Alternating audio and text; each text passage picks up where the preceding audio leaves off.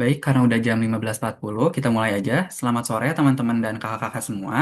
Perkenalkan, aku Iqbal sebagai Momot pada GB Komputasi Geodetik sore ini.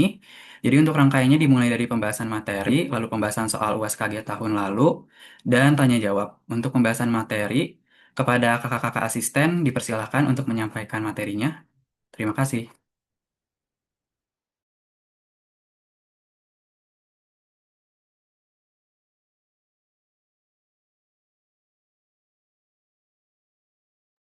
Oke, makasih.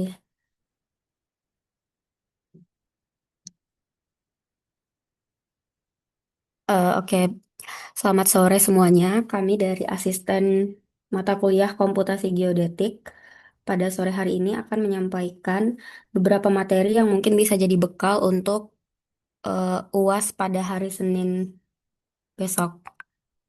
Boleh langsung aja next slide.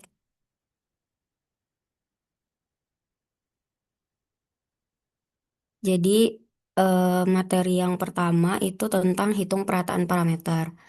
Jadi eh, dalam penyelesaian untuk mencari nilai suatu titik, salah satunya ketika mencari beda tinggi itu bisa diselesaikan dengan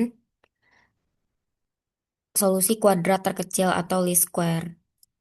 Nah, jadi untuk mendapatkan solusi kuadrat terkecil ini, kita tahu bahwa itu diperoleh dengan cara meminimumkan kuadrat residu.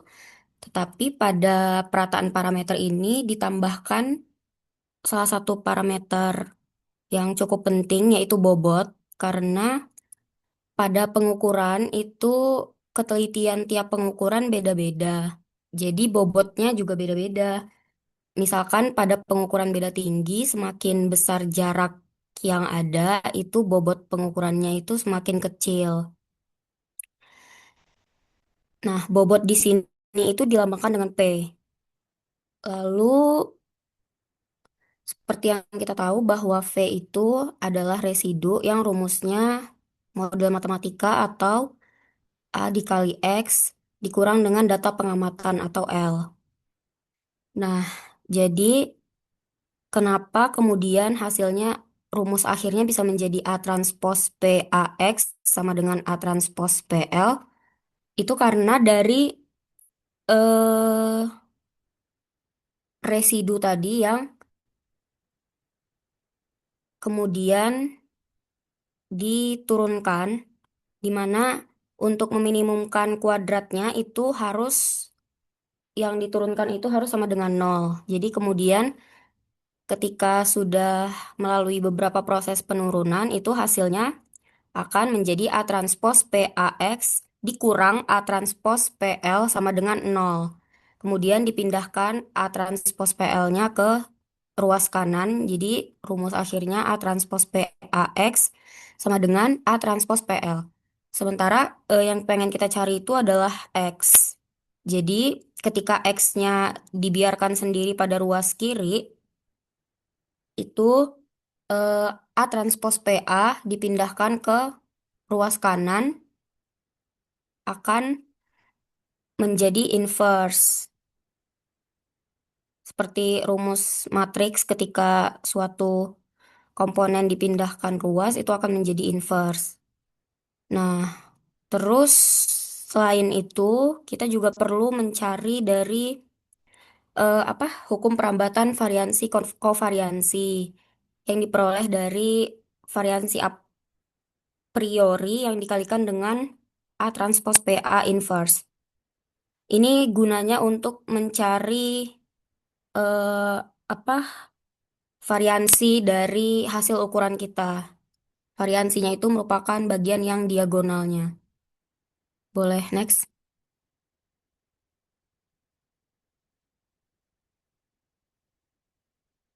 Nah, salah satu contoh penggunaan hitung perataan parameter itu pada kasus misalkan tinggi titik.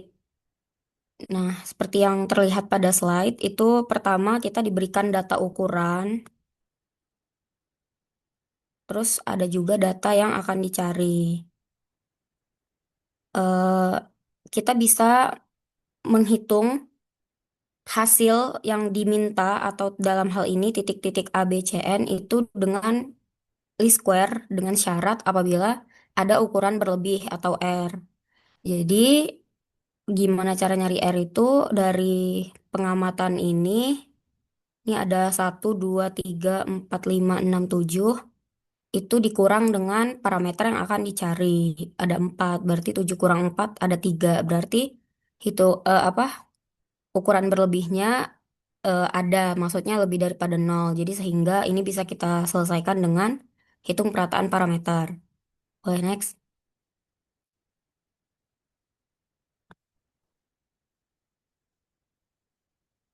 Nah, caranya yang pertama itu kita tentukan dulu jumlah pengamatan dan jumlah parameter tadi. Kita tahu jumlah pengamatannya tadi sebelumnya ada 7, sedangkan jumlah parameternya ada 5. Terus kita perlu menyusun beberapa matriks dari hasil baik dari hasil pengamatan maupun jumlah parameter yang akan dicari dengan membuat vektor membuat matriks untuk persamaan dari residu dulu, yaitu residu sama dengan model matematika atau persamaan pengamatan dikali dengan parameter yang akan dicari dikurang dengan data pengamatan. Eh, Kemudian nanti perlu juga matriks bobot yang dimensinya itu n kali n. Jadi dalam hal ini bakal karena n-nya jumlah pengamatan sebanyak 7 maka matriks bobotnya itu akan 7 kali 7.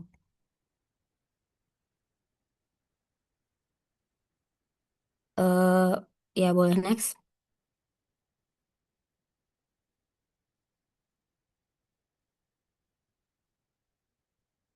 Nah, kemudian kita bisa melihat dari slide juga, karena tadi persamaannya itu residu, eh, berarti kan kalau residu itu sisa atau sisa hasil dari pengurangan antara eh, nilai yang diestimasi dengan data hasil ukuran. Jadi nanti perbedaannya itu akan disebut dengan residu. Eh, nah, untuk beda tinggi, kalau misalkan beda tingginya itu delta HJK, berarti rumusnya adalah tinggi titik terakhir dikurang titik awal. Berarti kalau delta HJK itu bakal HK dikurang HJ. Nah, ini penting juga diketahui bahwa ketika ada soal nanti seperti yang tadi, itu arah panah sangat penting. Jadi misalkan ada titik A, lalu titik B, dan arah panah pengukurannya itu ke sini. Berarti pengukurannya dari A ke B, berarti itu bisa kita sebut sebagai HBA. Pokoknya titik yang terakhir itu jadi yang awal. Titik yang awal jadi eh, titik yang awal itu bakal jadi yang terakhir, sedangkan titik yang akhir itu bakal jadi yang awal dalam rumusnya gitu. Jadi kalau delta HAB berarti HB dikurang HA. Nah, kemudian untuk ketujuh parameter tadi itu dibuat satu-satu persamaan residunya.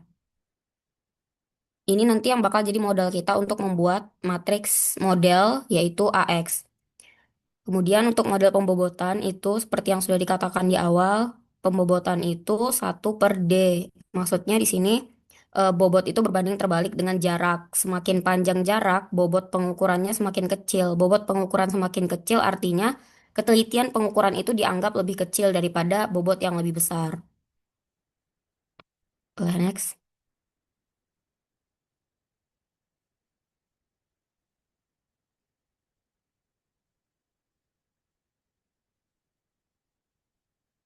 Nah, terus di sini juga bisa dilihat bahwa masing-masing komponen kita buat matriksnya dulu.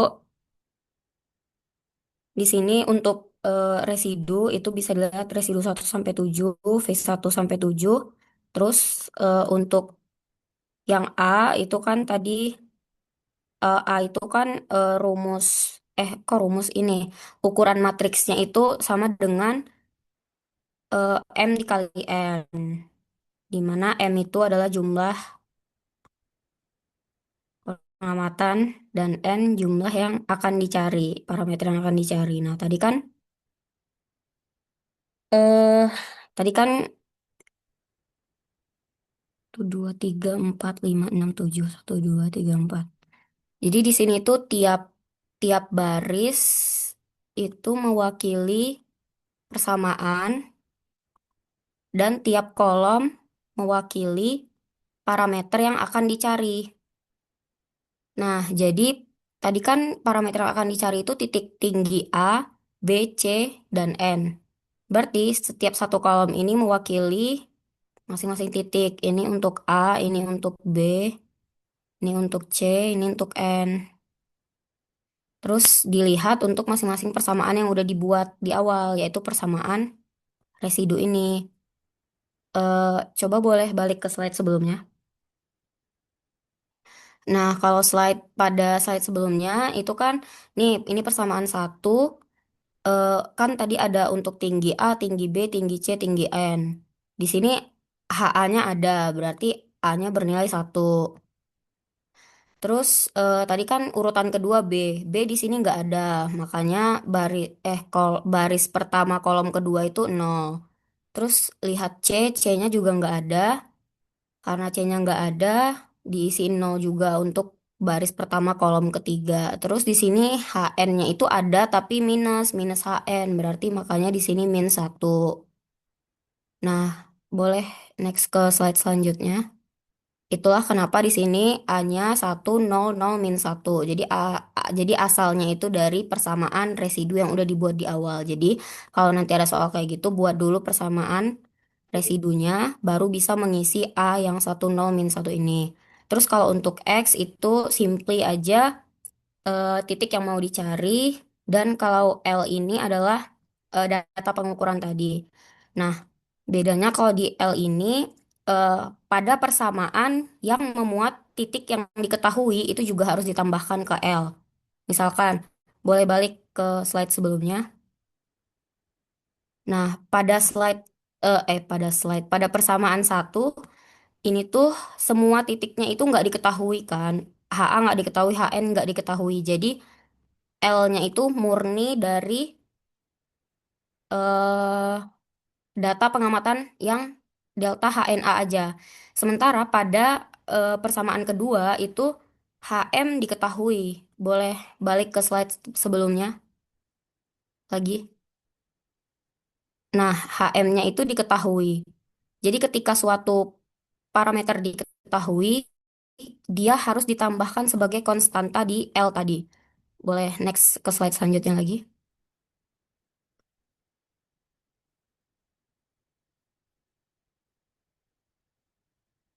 Nah, boleh next lagi. Nah, jadi karena si persamaan kedua ini HM-nya itu bisa diketahui, jadi dia ikut ditambahkan ke dalam L tadi. Terus boleh next lagi ke slide selanjutnya. eh jadi tadi yang ada parameter yang diketahui itu persamaan 2, 3, dan persamaan 6. Jadi ketika penyusunan L nanti, jangan lupa untuk menambahkan atau mengurangkan parameter yang sudah diketahui di awal. Jangan cuma delta H delta H-nya aja, karena ini bakal berimplikasi pada hasil yang akan didapatkan nantinya. Terus salah satu parameter yang penting lagi itu adalah bobot data ukuran. Tadi seperti yang sudah dikatakan bahwa penyusunannya itu cukup dengan matriks 7 kali 7 yang merupakan data pengamatan yang ada dengan mengisi diagonalnya saja. Selain diagonalnya isi nol aja. Oke, boleh next.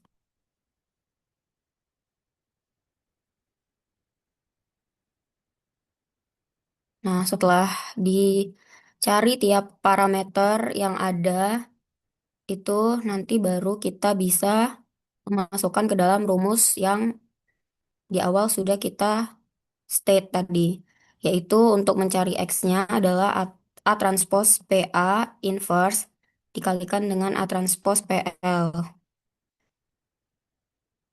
Eh, Kalau udah tahu A-nya bisa langsung aja ditransposin. P-nya juga udah gampang. Terus nanti tinggal dikaliin A transpose PA. Nah, cuman masalahnya kan nanti kayaknya bakal, kalau nggak salah tuh kalkulator apa gitu, itu batasnya 4 kali 4 apa 5 kali 5 gitu. Nah, kalau misalkan nanti soalnya itu kayak tadi itu kayak 7 kali 7 itu kan eh, melampaui kapasitas kalkulator yang biasa gitu. Nah, itu nanti biasanya ngekaliin sendiri gitu, ngaliin sendiri. Jadi, belajar juga gimana caranya ngaliin matriks manual, nggak pakai kalkulator gitu. Terus, ini X-nya tadi udah bisa setelah di input-input, nanti bakal dapet X yang berukuran 4 kali satu tadi. Nah, boleh next.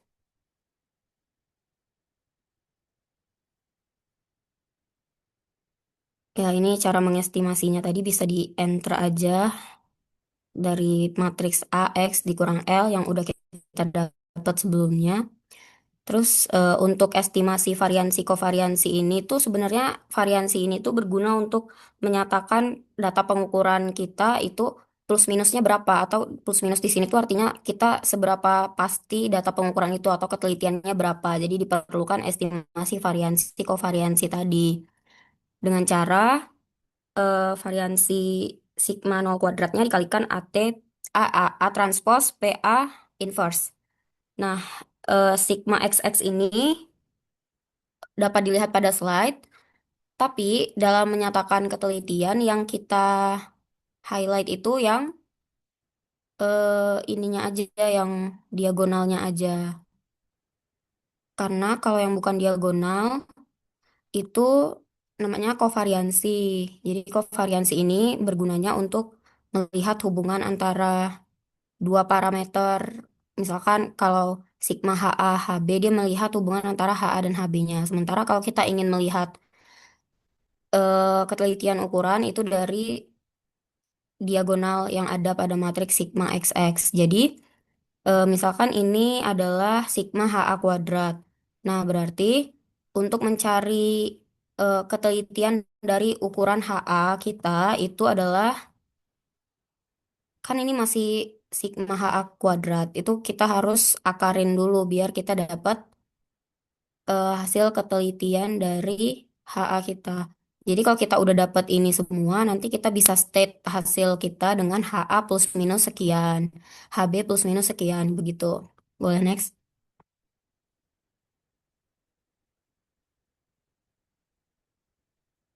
Nah, ini salah satu contoh lainnya. Misalkan di sini itu yang dicari adalah XP, YP, ZP, ZP, dan T.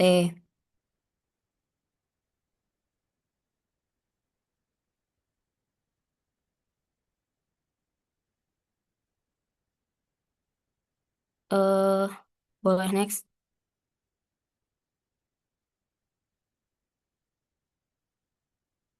Nah, ini tuh linearisasi. Jadi persamaan tadi itu kan belum linear. Jadi biar bisa dilanjutkan perhitungannya, dilakukan dengan pelinearan dulu atau linearisasi yang ini tuh sebenarnya udah dibahas sebelum UAS gitu. Oke, boleh next.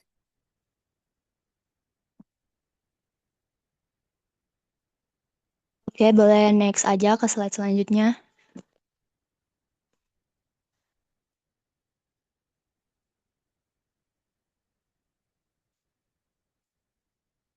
Operator boleh minta tolong next slide.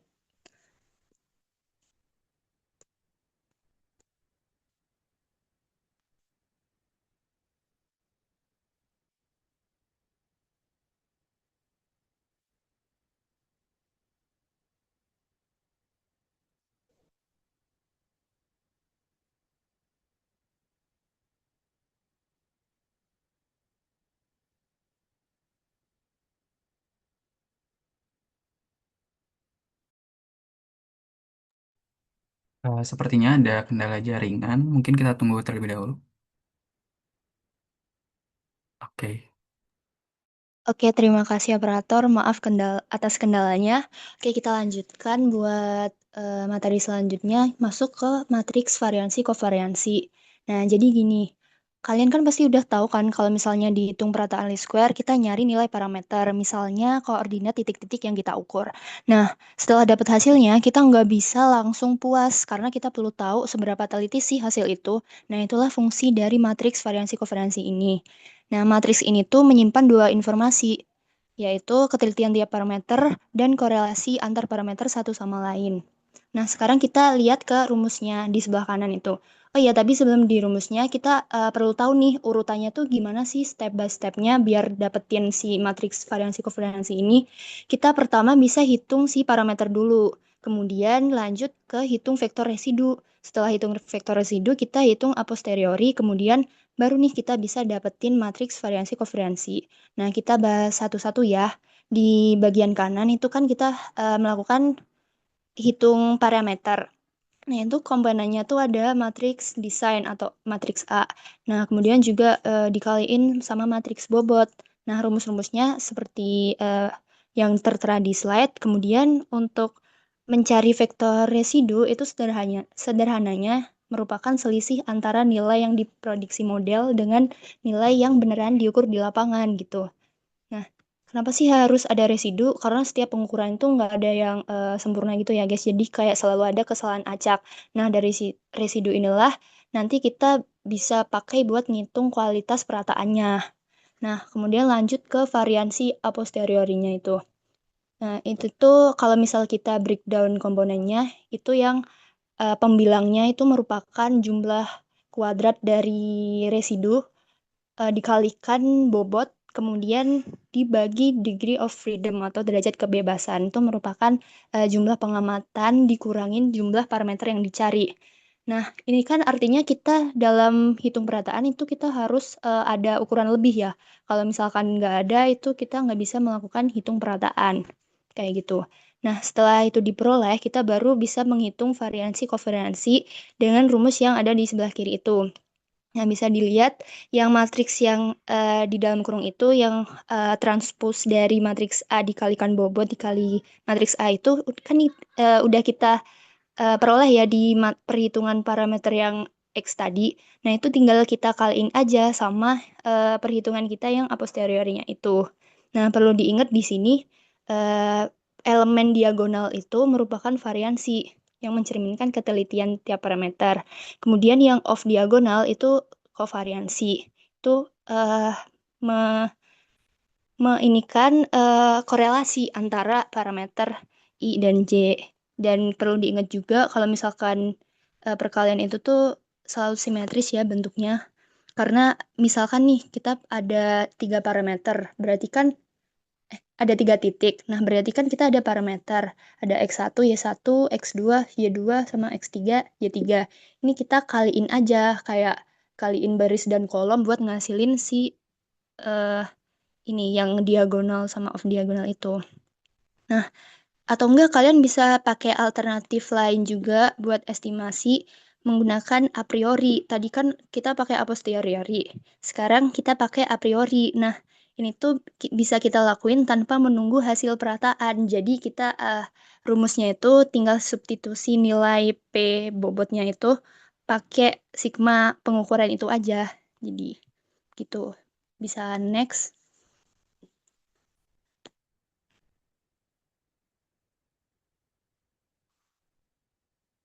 Selanjutnya ke elips kesalahan. Dari matriks variansi kovariansi tadi, kita kan dapat angka-angka ketelitian.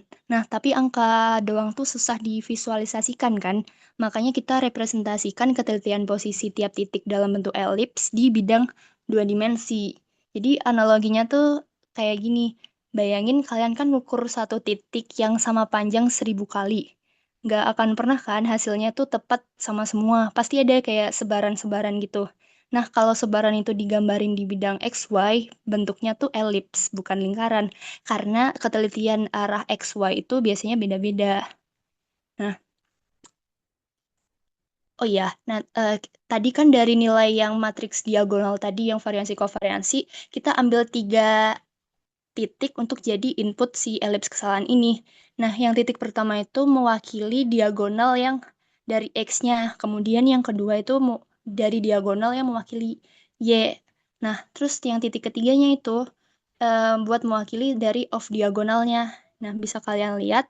Nah, setelah kita ambil 3 titik itu, kita bisa cari menggunakan rumus-rumusnya sebagai berikut, kayak ada rumus radius sumbu panjang, sumbu pendek, dan sudut rotasi. Oke, next.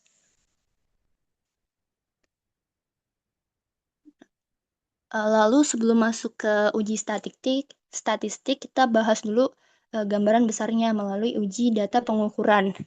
Nah, jadi faktor-faktor yang mempengaruhi hasil dari adjustment computation itu ada em, model matematik, stokastik, sama Blender. Bisa dilihat di slide. Oke, next. Lalu kita ada uji data pengukuran itu terdiri dari dua, yaitu uji geometri sama least square adjustment. Nah, di uji geometri kita bisa pakai tabel Bowditch, yaitu basically ngecek kesalahan penutup sudut, jarak sama beda tinggi. Fungsinya buat ngecek tiap subpoligon dan poligon gabungannya secara geometris gitu. Apakah loopnya tertutup atau enggak, kayak yang kalian lakuin di pemetaan teretris itu. Kemudian ada juga least square adjustment, itu kita bisa pakai metode minimally constraint dan over constraint. Nah, selanjutnya ada lokal dan global test. Setelah perataan selesai kan kita belum bisa langsung percaya hasilnya. Bisa aja ada gross error yang lolos gitu. Nah, buat alurnya sendiri itu kan kita melakukan global test dulu buat periksa kualitas perataan secara keseluruhan. Habis itu kalau global testnya gagal, kita masuk ke lokal test, cari pengamatan mana yang bermasalah. Terus habis itu kalau lokal test gagal, pengamatan itu tuh harus dikeluarin atau diukur ulang. Nah, kalau misalkan lokal test lulus, baru data hasil pengolahan ini bisa diterima meskipun global testnya belum gagal. Oke, bisa lanjut. Nah, global test itu eh, buat meriksa apakah masih ada pengaruh faktor kesalahan kayak gross error atau enggak gitu kan. Kalau local test itu dilakukan setelah global test gagal intinya. Nah, tujuannya tuh bukan lagi menilai kualitas perataan secara keseluruhan, tapi mencari tahu satu persatu pengamatan mana yang kemungkinan tuh mengandung gross error. Next. Oke, untuk global test kita pakai distribusi chi-square. Kenapa chi-square? Karena statistiknya itu terbukti mengikuti distribusi chi-square dengan derajat kebebasan R sama dengan N min U. Buat syarat lulusnya itu kita bisa hitung pakai rumus ini. Yang sebelah kiri itu merupakan syarat lulus menggunakan metode two tails. Dan yang kanan tuh menggunakan one tail. Bisa dilihat.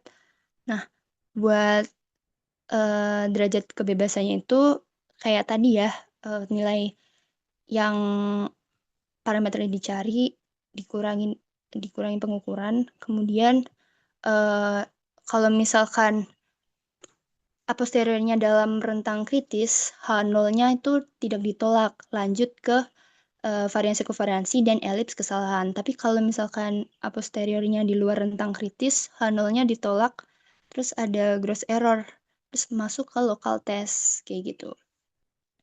Selanjutnya kita bahas next slide. Nah, buat simbolnya, keterangannya kayak gini, nanti bisa dibaca masing-masing aja. Oke, next. Nah, buat lokal testnya kita pakai t-student karena tujuannya tuh beda, bukan lagi cari kualitas kan secara keseluruhan, tapi kayak nyari satu persatu pengamatan mana yang kemungkinan ada gross error. Kenapa pakai t-student? Karena kita nguji residu individual nilai dari satu pengamatan. Jadi kayak dinormalisasi terhadap simpangan bakunya gitu. Terus di student ini juga cocok untuk pengujian nilai individual dari sampel terbatas. kayak gitu. Untuk rumusnya ini tertera kayak berikut. Rumusnya ada rumus statistik uji di sebelah kanan dan juga syarat lulusnya. Tuh nilai statistik uji lebih kecil daripada TCV. Oke, next. Oke, ini bisa dilihat keterangannya. Kemudian kalau misalkan satu hal penting, kalau ada lebih dari satu pengamatan yang gagal, jangan langsung dikeluarkan semua. Keluarkan satu persatu dari yang nilai T-nya itu besar. Terus ulangin perataan lagi, lalu ulangin pengujian dari awal. Gitu. Next.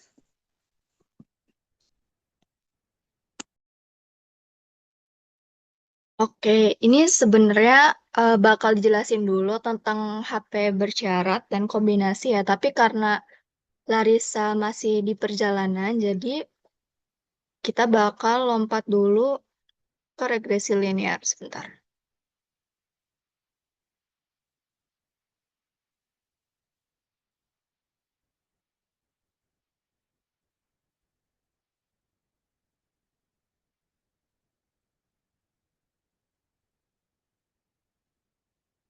Oke, jadi selanjutnya kita bakal belajar tentang regresi linear. Jadi si regresi linear ini tuh dia penerapan dari konsep hitung perataan ya. Jadi kan hitung perataan itu ada yang parameter, ada yang bersyarat, dan ada yang kombinasi. Nah, di sini tuh dijelasin bahwa penerapannya tuh jadi kalau dari data pengukuran itu kan dia apa ya, mengandung kesalahan kan. Jadi misalnya ada kita plot nih dari data-data pengukuran yang ada, terus kita bikin regresi linearnya itu tuh bakal nggak sesuai gitu. Nggak sesuai itu maksudnya ada garis di sini, tapi garisnya itu titik-titik pengukurannya nggak membentuk si garis itu. Artinya kan ada error. Nah, error ini tuh bisa eh, kita hitung ya menggunakan model matematikanya. Jadi gini, em, regresi linear ini menggunakan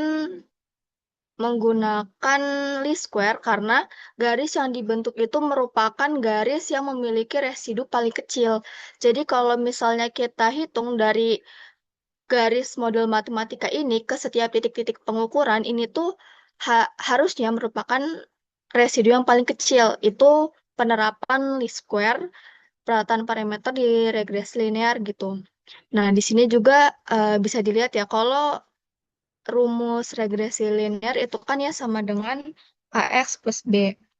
Terus di sini Y-nya itu punya error, sedangkan si X-nya itu kita anggap tetap. Makanya di sini Y-nya itu kita tambah dengan VY gitu. Jadi VY sama dengan AX plus B.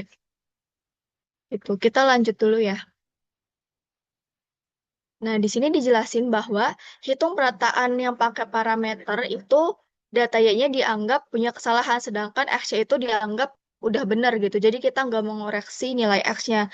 Sedangkan pada yang kombinasi itu tuh keduanya tuh dianggap punya kesalahan gitu. Jadi baik data X maupun data Y, dua-duanya tuh dikoreksi. Nah, akibatnya apa? Akibatnya tuh nanti kita masukin tiap koreksinya itu ke persamaan. Kalau misalnya di sebelumnya kita lihat itu cuman Y yang punya koreksi, yaitu VY. Kalau misalnya di em, HP kombinasi ini tuh dia ada ya, jadi Y plus VY, terus AX plus VX. Jadi baik residual dari Y sama X-nya itu dua-duanya tuh diperhitungkan. Nah, ini tuh nyebabin hasil regresi linear yang dibentuk dari HP kombinasi sama parameter itu bisa hasilnya tuh beda. Nah, bisa juga sama. Itu disebabnya karena apa? Karena akurasi dari datanya. Karena kalau misalnya HP parameter itu dia tidak memperhitungkan kesalahan dari observasi karena kita kan pakai data pengukuran ya. Jadi kalau eh, yang parameter itu tuh dia cukup tahu, oh parameter yang dihasilkannya segini gitu. Sedangkan kalau misalnya yang dikombinasi itu dia memperhitungkan kedua data observasinya gitu. Udah berapa belum, jadi yang di-adjust bukan cuman dapat parameter tapi juga observasinya. Jadi kalau misalnya datanya akurat, itu kemungkinan yang parameter sama kombinasi itu hasilnya bakal mirip gitu. Tapi kalau misalnya datanya ternyata emang nggak bagus gitu ya kualitasnya, itu bisa ngehasilin model matematika yang berbeda gitu, model linear yang beda gitu. Nah, terus di sini selain untuk regresi linear, si HP parameter dan HP kombinasi ini kan bisa dipakai buat menghitung transformasi koordinat ya.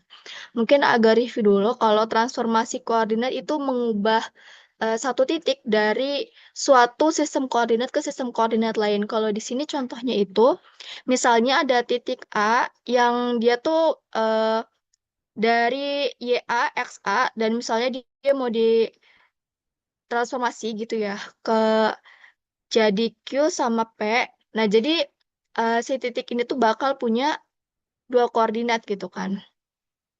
Nah, caranya tuh kayak gimana? Jadi di sini tuh harus diketahui parameter dari transformasinya dulu. Ini kan bisa dilihat ya, kalau sumbu-sumbu koordinatnya tuh, sumbu-sumbu sistem koordinat tuh beda gitu. Jadi kita harus tahu misalnya dia tuh, oh titik nolnya ini bergeser berapa, terus dia rotasinya kayak gimana, skalanya kayak gimana. Itu parameter-parameter buat transformasinya.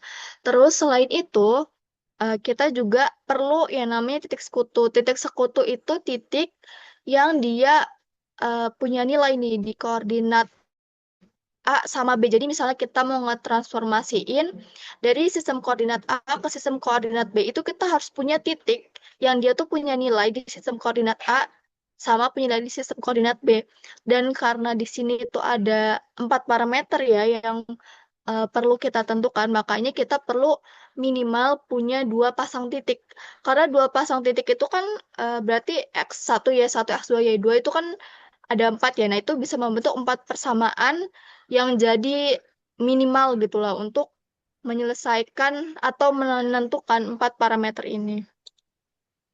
Nah, ini contohnya kayak gini ya. Jadi misalnya di sini tuh ada titik satu.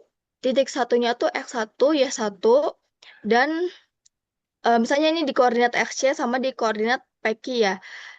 Terus ada titik duanya X2, Y2, P2, Q2 kayak gitu. Nah, ini tuh bisa ngebentuk jadi 4 persamaan gitu. Nah, karena eh, ini tuh persamaannya tuh kan masih bentuknya tuh ada cos dan sin ya.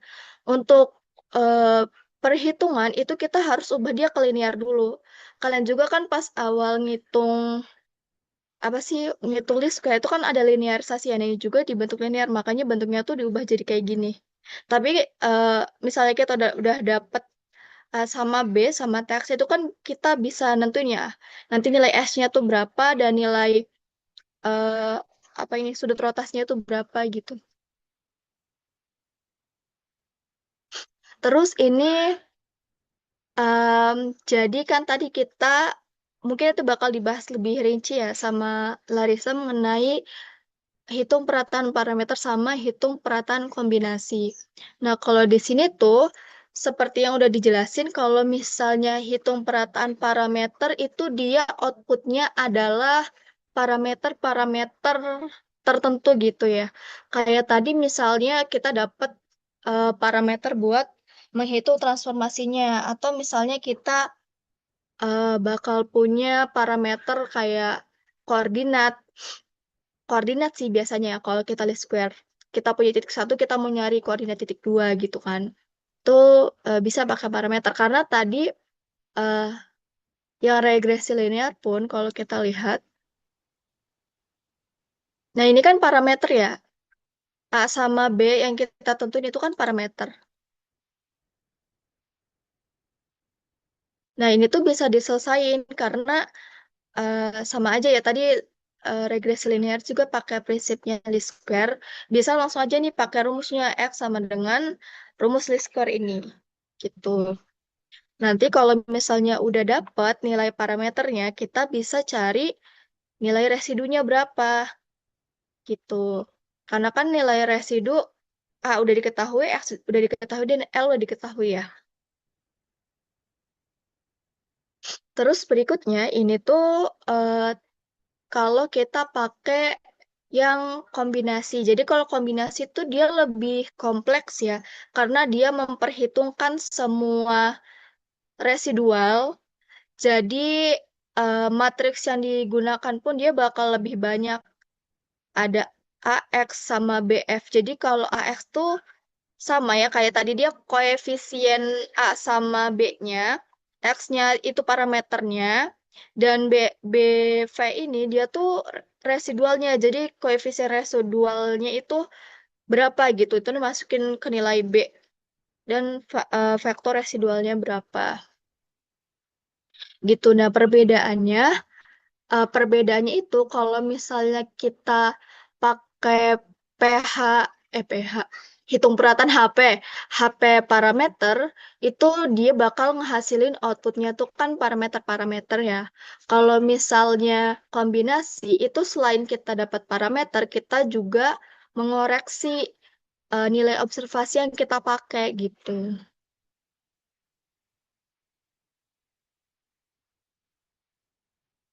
Nah, ini ada contoh ya.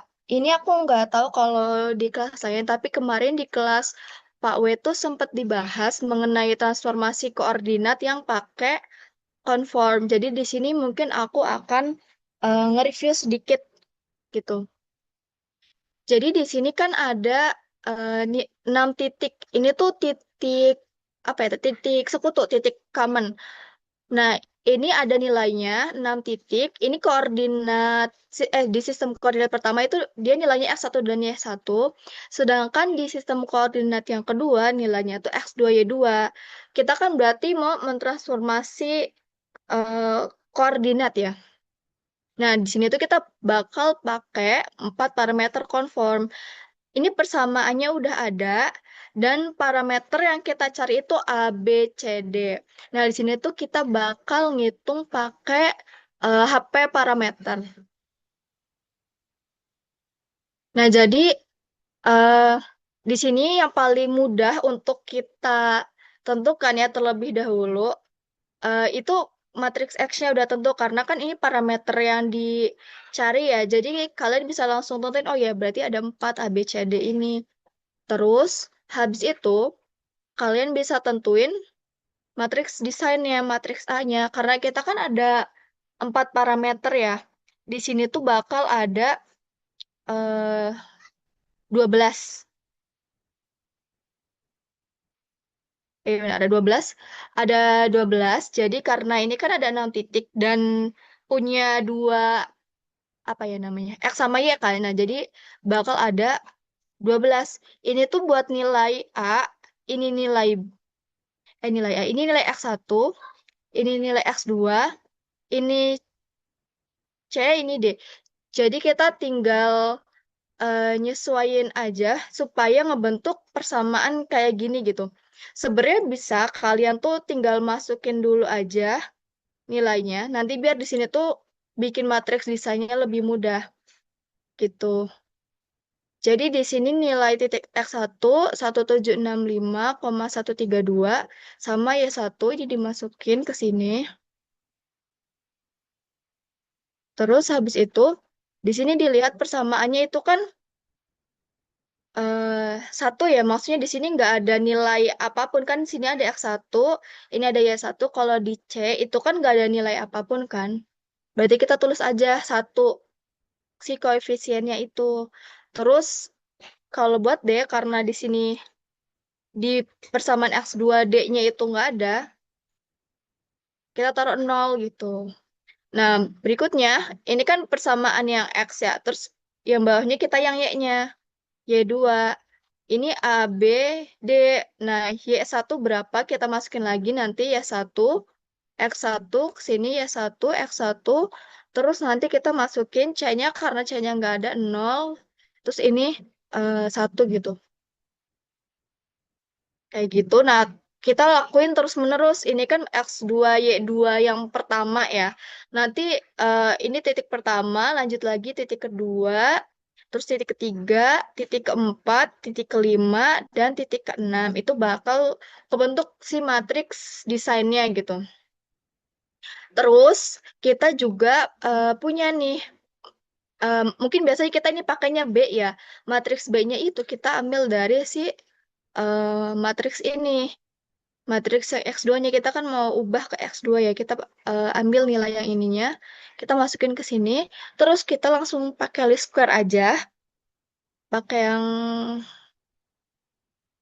ini, pakai rumus ini. Nanti kita kan bakal dapat tuh parameter X-nya.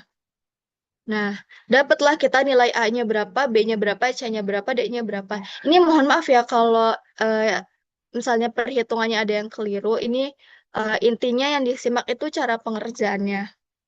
Terus habis itu kita bisa ngukur residualnya. Jadi kan kita tahu nih kalau rumus residual itu ada nggak ya di sini?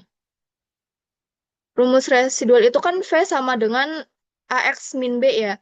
Karena kita udah punya matriks A-nya, kita udah punya matriks X-nya, nilai A, B, C, D-nya udah ada, dan udah punya matriks B-nya, kita bisa ngitung si nilai residualnya berapa gitu. Dan bisalah ngitung eh, kelihatan blunder, error, dan sebagainya kayak gitu. Nah, ini buat contoh transformasi koordinat yang pakai HP parameter ya. Untuk yang pakai kombinasi itu aku belum coba hitung. Nanti mungkin kalian bisa coba sendiri ya. Di sini Larissa udah ada belum? Udah, Dek. Oke, sebentar ya. Suara aku aman kan? Aman-aman. Oke, Oke, bakal dilanjutin sama Larissa. Silahkan. oke. Terima kasih ya, teman-teman. Jadi, di sini kita masuk ke HP bersyarat. Jadi, HP bersyarat itu merupakan metode perataan yang kita koreksi adalah data pengamatannya gitu, guys.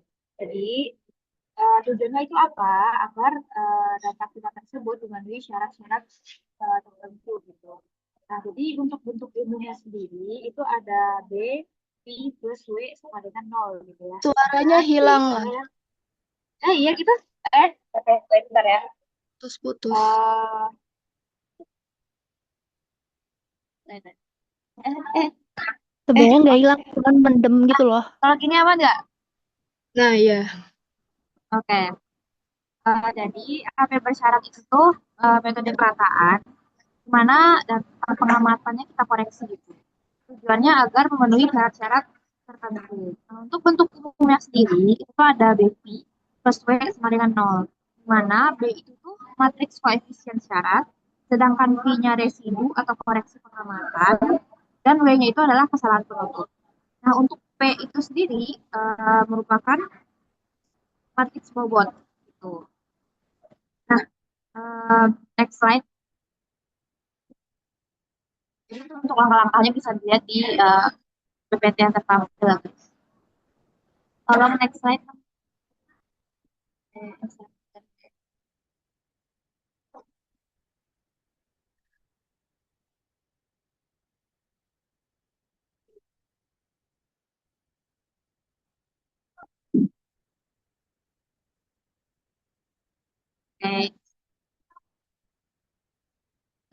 Nah, jadi contohnya di sini kan coba teman-teman fokus ke bagian A, B, sama C. Nah, itu kan satu loop ya. Nah, misalnya kita melakukan pengukuran beda tinggi. Nah, untuk syaratnya itu sendiri pasti beda tinggi satu alias L1 ditambah beda tinggi 2 alias L2 ditambah beda tinggi 3 alias L3 itu kan misalnya nol ya. Nah, itu tuh salah satu contoh syaratnya gitu. Jadi, di mana hasil ukur dari satu rute itu harus sama gitu dengan rute yang lain. Itu pastilah teman-teman udah pernah tahu. Nah, tolong next slide dong.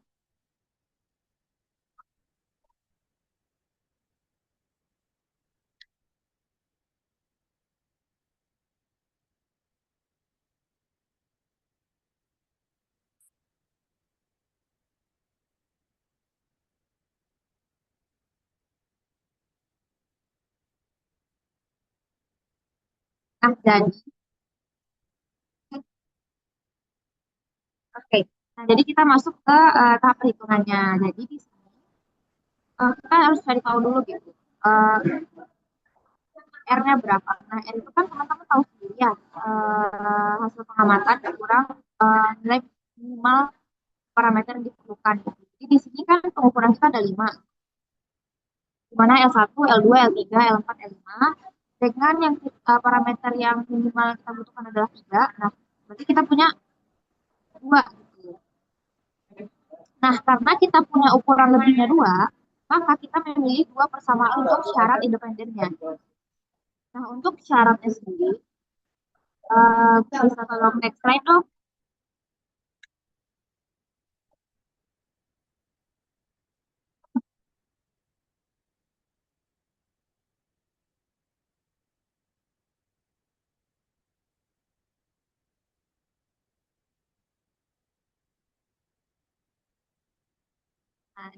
Nah, oke, thank you. Jadi di sini untuk kita pilih nih persamaan syaratnya apa. Ingat ya teman-teman. Jadi kayak kita harus tahu dulu nih ukuran lebihnya berapa. Nah, jumlah ukuran lebih itu adalah jumlah persamaan syarat yang harus kita punya. Jadi di sini seperti yang kita tahu tadi, kan tadi itu ada 2 loop ya.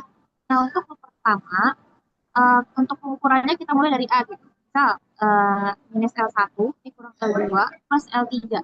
Coba teman-teman fokus aja ke panah-panah dari loop pertama tadi. Itu sama kayak persamaan beda tinggi yang kita lakukan di UTS saja sebenarnya. Kemudian untuk loop kedua, itu ada L4 dikurang L5 plus L2 sama dengan 0. Nah, kita udah tahu nih persamaan syaratnya gimana gitu. Nah, lalu kita lanjut ke model matematikanya. Untuk model matematikanya sendiri, itu ingat, kita kan tadi ada punya BV plus W sama dengan W, sama dengan 0 gitu ya. Nah, untuk B-nya sendiri, itu teman-teman bisa lihat dari apa ya, koefisien masing-masing persamaan bersyarat gitu. Nah, pertama aku jelasin dulu. Yang pertama kita punya nih minus L1 kurang L2 plus L3 ya. Itu tuh sama dengan kenapa ada V1, V2, V3? Karena gini, setiap pengukuran itu pasti ada residunya ya. Jadi minus L1 itu punya residu V1, minus L2 itu punya residu V2, plus L3 itu punya residu V3 juga. Jadi untuk minus plus itu ngikutin uh, minus plus dari hasil pengukurannya gitu. Jadi untuk model matematikanya sendiri, itu kan tadi kita punya berapa pengukuran? Kita punya 5 pengukuran. Nah, 5 pengukuran ada L1, L2, L3, L4, L5. Untuk persamaan satu, itu ada L1, L2, L3. Kita tinggal lihat nih, koefisiennya berapa gitu. L1 itu kan minus 1 ya. L2 juga minus 1, sedangkan L3 itu plus 1. Sedangkan di persamaan 1 untuk L4 dan L5 kan nggak ada ya, makanya dibikin 0. Nah, kita lanjut ke persamaan berikutnya. Itu kan ada L4 kurang L5 plus L2 gitu ya. Nah, itu sama seperti persamaan pertama. Untuk V-nya, itu langsung aja gitu. Kita buat V1, V2, V3, V4, V5. Karena tadi kita punya berapa pengukuran? Kita punya 5 pengukuran. Tiap pengukuran itu punya residu masing-masing. Nah, untuk W sendiri itu adalah um, kan faktor itu ya, kesalahan penutup gitu. Nah, kesalahan penutup itu apa gitu? Kan tadi kita punya nih loop 1 minus L1 dikurang L2 plus L3. Itu tuh kan pasti nggak nol ya hasilnya. Nah, itu makanya disebut persamaan residu. Dan persamaan kita ada 2. Untuk yang berikutnya di loop 2 ada L4 kurang L5 plus L2 sama dengan 0. Nah, untuk matriks bobotnya sendiri, rumusnya seperti yang tertampil di layar. Oke, tolong next slide. Nah, kemudian yang kita tentukan adalah vektor koreksinya. Jadi tadi kan udah ada tuh langkah-langkahnya tuh di slide HB bersyarat pertama tuh. Nah, ikutin aja langkah-langkahnya. Nanti akan diperoleh V residu dari perhitungan ini. Untuk tinggi titik-titiknya, B, C, dan D itu dihitung dari ini. Kita coba fokus kita ke titik B. Untuk dari titik B sendiri, kan untuk bentuk titik B nih, kan sama sama aja kayak HA itu ditambah sama pengukuran dari A ke B gitu. Tapi karena L1 kita itu adalah pengukuran dari B ke A, makanya di minus. Minus L1. Plus residu dari pengukuran kita yang pertama itu. Makanya plus Q1. Untuk HC juga sama. Kita ngambil itu dari titik A aja gitu ya. Jadi kalau teman-teman mau dari titik lain juga boleh. Tapi intinya titik yang diketahui. Untuk dari HA juga, untuk pemasukan C juga sama. Jadi HA, karena L3-nya itu dari C ke A, makanya dikurang L3 ditambah residu 3. Nah, untuk yang D, nah untuk yang D itu kita misalnya kan udah dapet nih koordinat yang D. Nah, kita langsung aja kan koordinat D itu kan sama dengan koordinat B ditambah pengukuran beda tinggi yang keempat gitu. Karena pengukuran beda tinggi yang keempat kita udah dari B ke D, makanya kita tetap plus. Tapi jangan lupa residunya. Oke, tolong next slide. Oke, next kita lanjut ke HP kombinasi. Jadi HP kombinasi itu metode perataan. Ketika nih parameter yang kita cari sama koreksi pengamatannya, langsung kita masukin ke dalam satu persamaan atau satu model persamaan. Nah, untuk bentuk umumnya, alias kita lihat langkah-langkah hitung peraturan kombinasi di poin kedua, itu ada AX plus BV plus C sama dengan 0 gitu ya. Di sini, X itu sendiri adalah parameter yang kita cari. Misalnya, tinggi titik B, tinggi titik C, ataupun tinggi titik D. Untuk B-nya, itu tuh koreksi pengamatan. Untuk A-nya itu adalah koefisien parameter, dan untuk B-nya itu adalah koefisien revisi pengamatan. Sedangkan C itu adalah konstanta dari data awal. Jadi intinya tuh gini, kalau HP bersyarat itu, kita tuh kan cuman membenarkan ukurannya gitu. Baru uh, tinggi titiknya kita hitung gitu. Jadi ketika ada pengukuran tuh dari pengukuran itu kan punya residu nih. Nah residunya kita cek dulu nih. Baru kita tentuin tinggi titik sebenarnya. Kalau HP kombinasi itu, jadi kayak kita tuh langsung kita lakuin ukurannya kita benerin, terus langsung tinggi titiknya kita cari gitu. Jadi satu persamaan yang sama. Tolong dong next slide.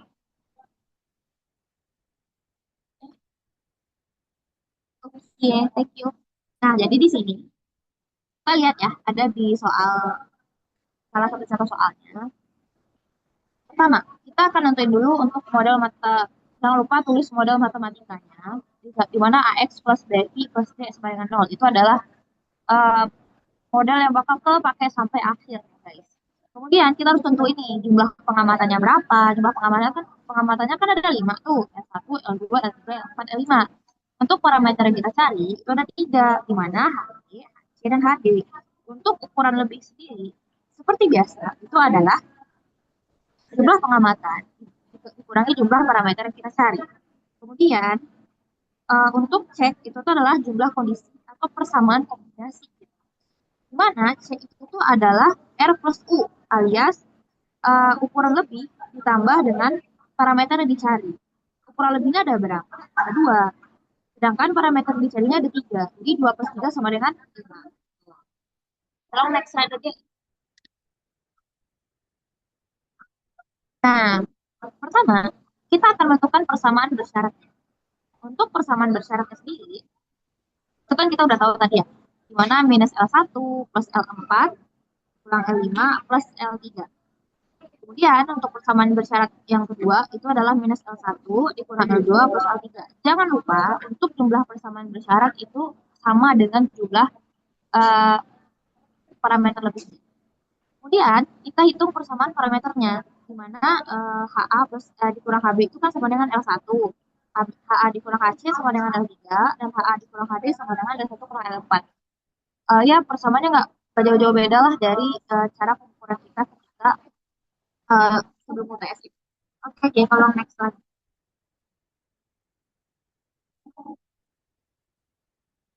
Oke, kita lanjut ke persamaan kombinasinya. Jadi sama kombinasinya kita tuliskan semuanya ya. Maksudnya itu dari persamaan besaran yang kita tulis, terus persamaan untuk menentuin si beda tingginya juga kita tulis. Nah, jangan lupa seperti yang aku katakan, setiap pengukuran memiliki residu. Makanya kenapa L1-nya kita tambahkan juga sama residunya sekalian, karena memang setiap pengukuran ada residunya. Makanya L1 plus residu dari pengukuran 1 ditambah L4 plus residu pengumpulan 4 dikurang L5 dan seterusnya dengan residunya masing-masing. Oke, langsung loncat ke bagian 4. Itu kan kita langsung tentu ini model matematika dalam bentuk matriks. Jadi di sini kan ada minus L1 plus 1 plus L4, 4 minus L5, V5 plus L3, V3 ya. Nah, kita akan mengelompokkan.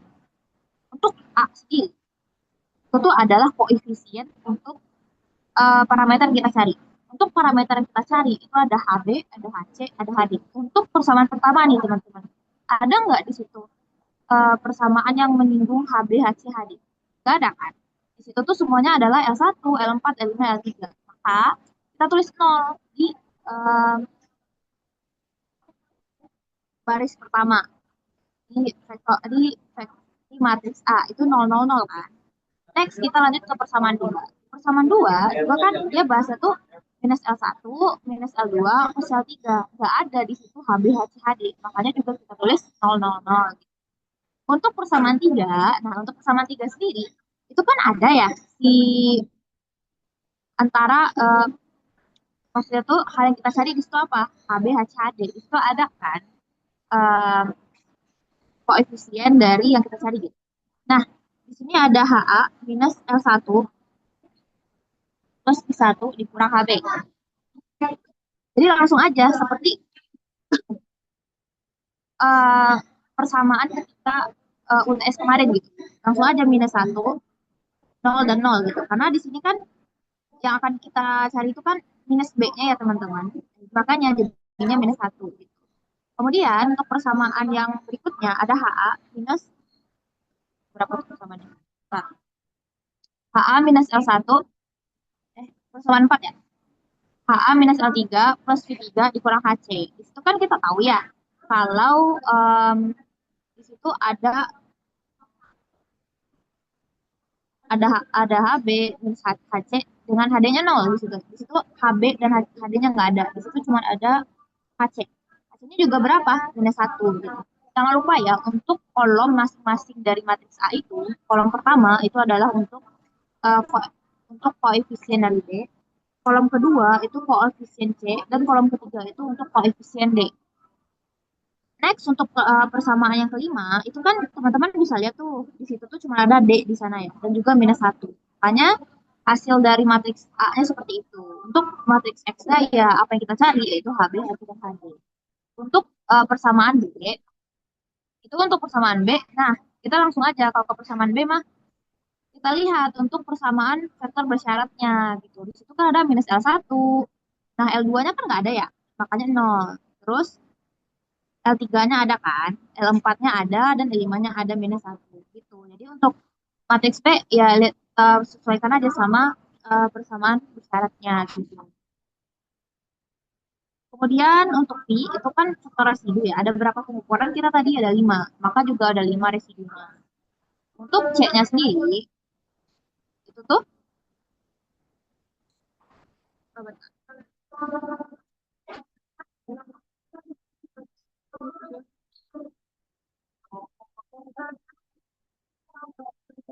nah, itu tuh adalah konstanta data dari awal yang udah kita ketahui gitu.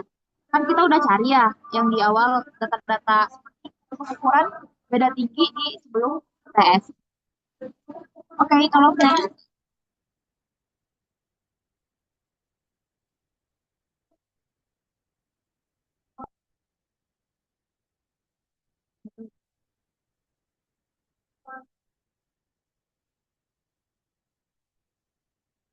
Oke, sampai situ aja untuk HP para HP bersyarat dan HP komersial.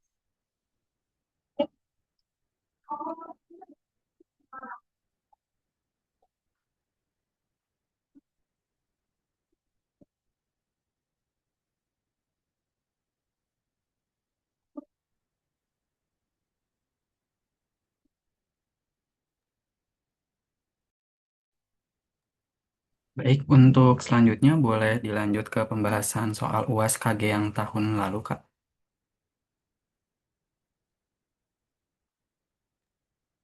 Oke, sebentar ya, aku ganti share screen dulu. Baik.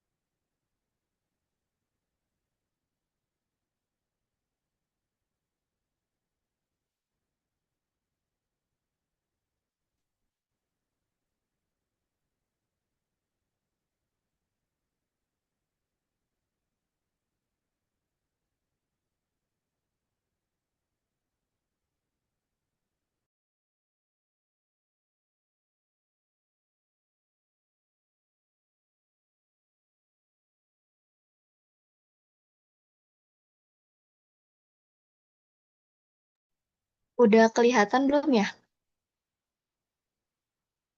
Sudah, Kak.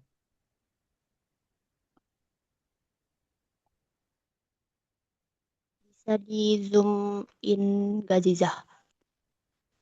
Kenapa? Bisa di zoom in dikit nggak?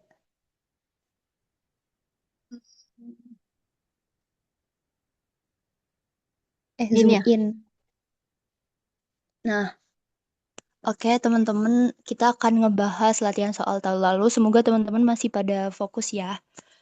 Oke, untuk soal pertama ini jadi intinya tuh kita dikasih eh, matriks residu dari pengukuran-pengukuran ada 1 sampai 7 pengukuran. Kemudian kita juga dikasih tabel variansi tiap pengukurannya yang nanti tuh kita bakal ganti si GH ataupun si tanda tagarnya itu dengan sesuai NIM kita, kayak 2 NIM paling akhir di NIM kita gitu.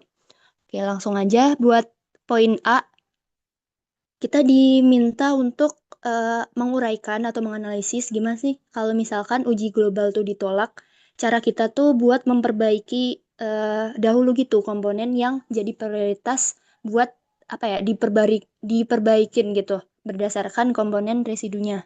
Nah, buat yang poin A itu karena NIM aku akhirannya yang dua angka paling akhir tuh ada 08, jadi aku ganti aja tuh si GH jadi 08, substitusi ada substitusi aja di vektor residunya. Kemudian kita tuliskan juga si variansi tiap pengukuran. Itu juga sama diganti yang tagarnya itu disubstitusi aja. Lalu kemudian dari data yang kita milikin itu kita disuruh menganalisis kan. Jadi kita melakukan analisis residu terstandarisasi. Kita bagi residu tiap pengukurannya itu per simpangan baku tiap pengukuran juga. Kita bisa lihat di pengukuran pertama itu kan tadi vektor residunya 0,28708 yang di soal tadi. Terus habis itu dibagi aja dengan simpangan bakunya. Nah, oh iya simpangan bakunya itu diperoleh dari mengakarkan si variansinya ya, teman-teman. Bisa agak ke atas dikit nggak, Ziza? Nah, itu kan biar gampang aja kita kan bikin bikin list tuh ukuran 1 sampai 7. Kemudian variansinya tadi yang di soal itu kita tinggal ganti si tagarnya itu dengan NIM kita. Kemudian yang simpangan bakunya itu kita cari dengan mengakarkan si variansinya itu.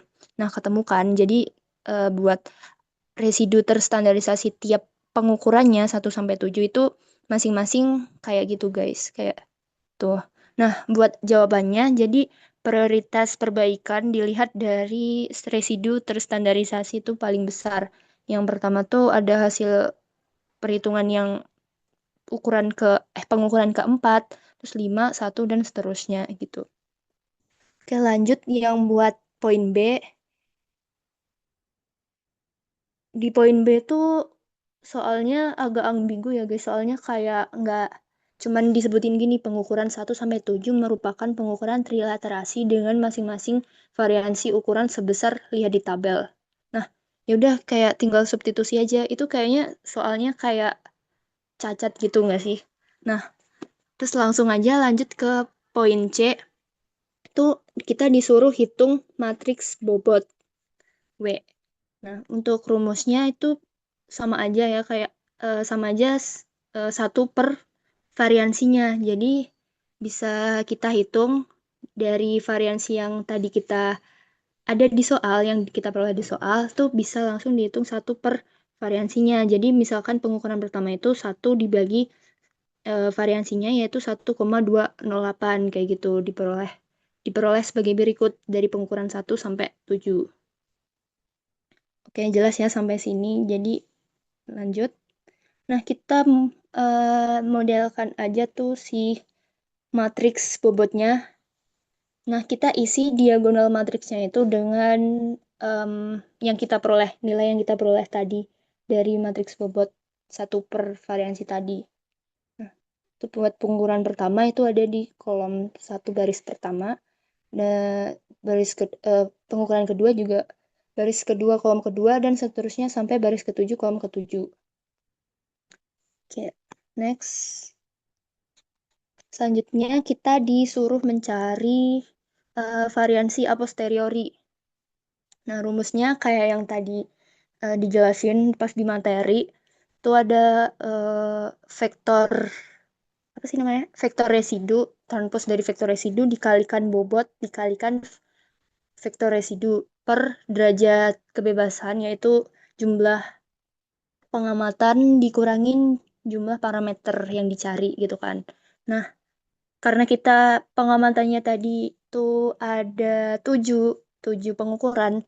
Nah, terus sedangkan yang di soal tuh kita kan mau mencari ini tuh eh, dari 2 titik. Kalau 2 titik kan berarti ada 4 parameter x1, x2, x x1, x2 sama y1 sama y2 gitu kan. Jadi buat derajat kebebasannya bisa langsung kita hitung 7 dikurangin 4 sama dengan 3.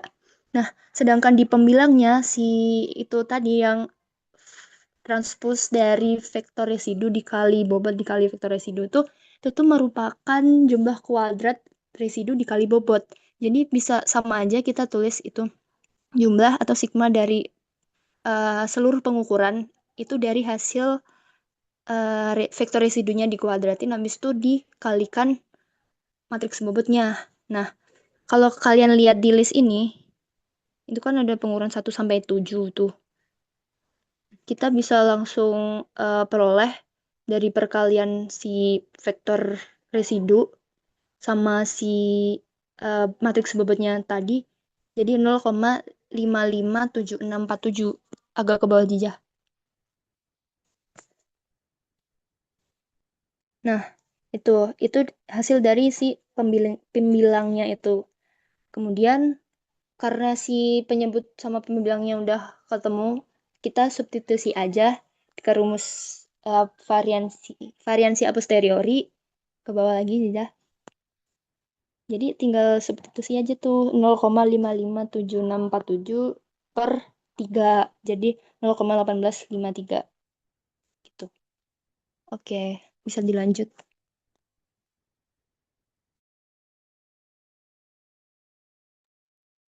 Oke. Jadi di sini kita fokus pertama berapakah ukuran lebih dibandingkan dengan lengkap gitu ya.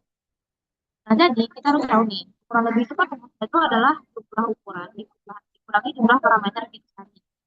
Untuk jumlah ukurannya sendiri, dapat kita ketahui di situ ada satu, D2, D3, beta 1, beta 2, beta 3, beta 4, dan beta 5 ya. Nah, untuk jumlah parameternya, itu ada XP, YP, XR, YR. Jadi koordinat yang mau kita cari itu kan ada P sama R ya. Satu koordinat itu kan mengandung X dan Y. Makanya kita jabarkan jadinya ada 4. Untuk kurang lebihnya sendiri ya udah tinggal kita kurangin aja dari F dikurang N. Dapatlah 4. Kemudian kita diminta untuk menuliskan persamaan sudut di titik B. Jadi itu persamaan yang belum linearnya. Seperti di mata kuliah penentuan posisi pada umumnya untuk beta 1 sendiri tolong ke atas sedikit dong ada gambarnya ya udah deh untuk beta 1 nih aduh aku maaf ya gak bisa nulis jadi beta 1 itu fokus ke beta satu, anggap nih kita tarik garis utara dari titik B. Kemudian dari titik B itu kan kita pasti punya alfa BA ya. Nah, alfa BA itu kalau kita kurangi dengan alfa BT itu pasti menghasilkan beta satu, ya kan? Nah, kemudian kita jabarin nih alfa BA itu untuk mencarinya itu gimana?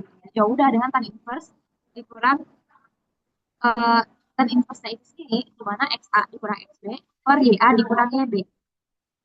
Eh, Pasti udah belajar lah di mata kuliah penentuan posisi. Untuk beta 2-nya, fokus ke gambar beta 2, itu kita bisa lihat ya, kalau itu dari garis utara nih, di titik B, terus kita tarik ke BP. Dari alfa BP, nanti kita kurangi ke alfa BR, itu pasti menghasilkan beta 2. Terus kita jabarin juga untuk tadinya gimana. Untuk beta 3 sendiri, ya udah. Misal nih, kan mereka itu jumlahnya itu pasti 360 kan. Karena dia tuh lingkaran. Gitu. Jadi 360 kita kurangi aja beta satu sama beta 2-nya. Pasti langsung didapetin beta 5-nya.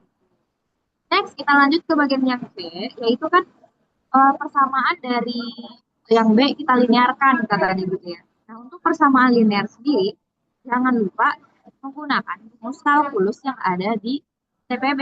Nah, untuk rumus kalkulus misalnya aku contohin, aku nggak bakal ngejabarin di sini ya teman-teman, karena itu pasti bakal lama. Misalnya aja nih, kita punya alfa AB misalnya. Nah, dari alfa AB itu sendiri, itu kan punya akan XB dikurang XA, per YB dikurang YA. Oke. Kemudian ingat kan waktu di TPB pasti akan dari isian tersebut kita misalkan dengan U misalnya. Jadinya akan U. U-nya itu adalah X min XA, A min YB-nya kita misalkan dengan U. Gitu. Nah, kemudian ingat alfa AB itu karena dia tuh punya dua koefisien, maka penurunannya kita tulis sebagai do. Jadi misalnya nih do alfa AB per kita turunin terhadap apa dulu? Misal terhadap XA dulu kah? Atau terhadap XB dulu kah? Bebas gitu. Nah, di sini aku mau misalin kalau mau nurunin terhadap misalnya A. Ingat, akar itu kalau kita turunin itu tuh pasti 1/1 plus U kuadrat. Untuk penurunannya mungkin teman-teman bisa buka lagi catatan di kalkulus PPB. Kemudian jangan lupa untuk penurunan itu selalu di belakangnya kita kasih perkalian terhadap do U per do XA terhadap koefisien yang kita turunkan. Terus nanti tuh bakal dapat gitu. Nanti tuh bakal dapat penurunan terhadap XA berapa, terhadap XB berapa, terus itu kan baru alfa AB ya. Belum nanti ini kan untuk beta 1 itu kan yang AB, BA sama BP gitu. BP gitu. Nah, jadi nanti kita turunkan terhadap XA, kita turunkan terhadap B, kita turunkan terhadap P, kita turunin terhadap B juga. Yang di persamaan kedua. Nah, kemudian nanti kita kelompokin gitu. Yang terhadap delta XB yang mana aja, terhadap delta YB yang mana aja, terhadap XA yang mana aja, YA yang mana aja, XP dan YP yang mana aja. Gitu. Untuk penulisan sendiri itu kenapa sih ada di delta delta XB gitu? Karena um, si XB itu sendiri itu apa ya? Kan kita tuh di sini tuh kan beta satu dikurang beta satu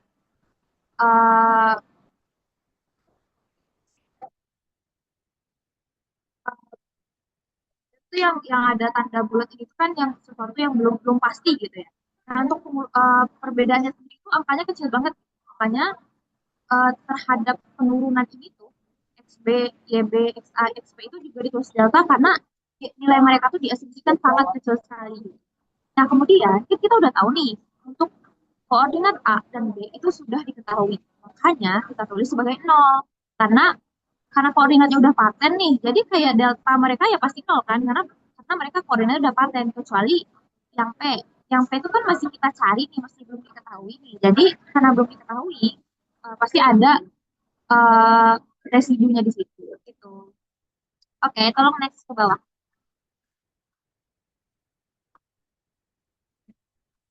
Oke, jadi sama aja seperti beta 1.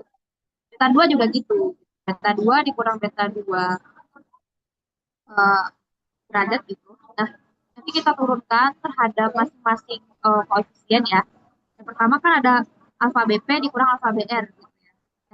kita turunkan terhadap B, kita turunkan terhadap P, dan kita turunkan terhadap B dan F juga. Ntar kita ketemu lah. Jangan lupa untuk koordinat yang sudah diketahui langsung kita tulis sebagai 0. Next, turunin ke bawah tolong.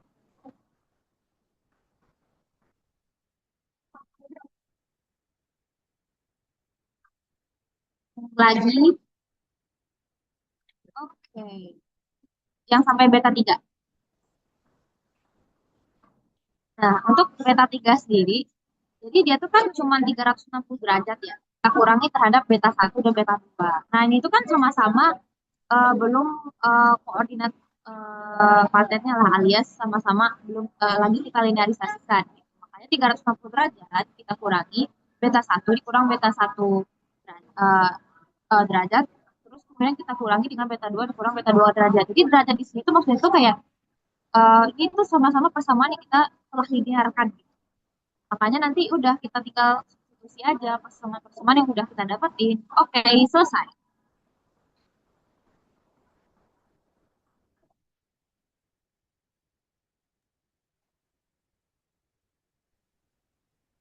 Selanjutnya kita masuk ke soal yang nomor 3. Ini tuh mirip sama tadi yang udah dicontohin pada penjelasan materi. Itu ada data ukuran. Dalam hal ini tuh ukurannya beda tinggi. Di sini ada 5 data ukuran dan ada data yang ingin dicari. Sedangkan yang ingin dicari itu adalah tinggi T dan tinggi S. Dan ada data yang diketahui. Data yang diketahui adalah tinggi A dan tinggi B. eh Scroll ke bawah lagi. Nah, pertanyaan pertama itu dia nanya, bisakah menerapkan konsep least square atau kuadrat terkecil? Jawabannya bisa. Kenapa? Karena scroll ke atas lagi.